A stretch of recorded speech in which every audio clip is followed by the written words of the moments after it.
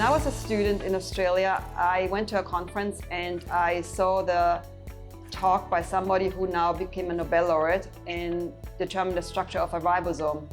I remember it took her whole career, her whole life, to look at the high-resolution structure of the ribosome. That was before the cryoARM wave came in and technology came in. Now we can look at big structures like the ribosome in a very short amount of time. So what this person did in her whole lifetime can now be done in a year or a fraction of a year. When you have a microscope of this caliber, then that allows you to look at all sorts of molecules. So we can actually see molecules at an atomic level. So you can see everything that's happening in the cell.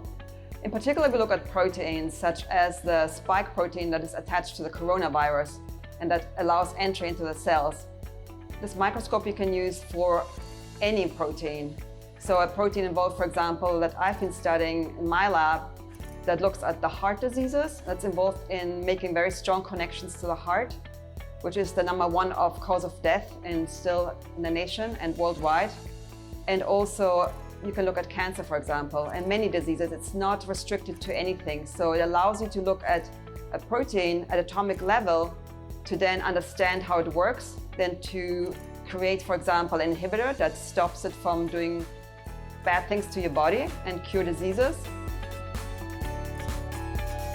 We have been traveling to New York or to North Carolina or to Tallahassee or to California or to Japan, or we've been shipping samples to England because these microscopes are so highly sought after. Everybody wants to use a microscope.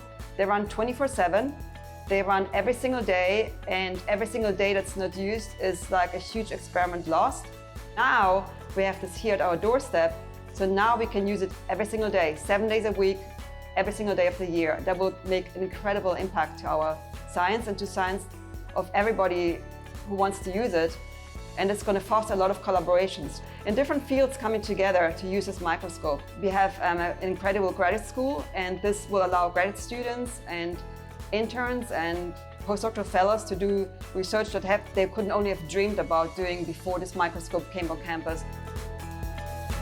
It's not like a photograph where you take a picture and then you have it.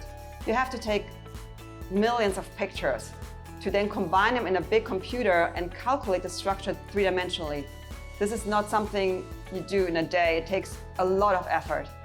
But once you see that you have an electron density that you can see, you can smell it. It's like, I have this saying in structural biology that you can smell the structure, and then it draws you into, and you're just born as a structural biologist. The first time you see this, you're like, oh my gosh, I'm seeing this, and no one in the whole world has ever seen this molecule atomic level, just us for the first time.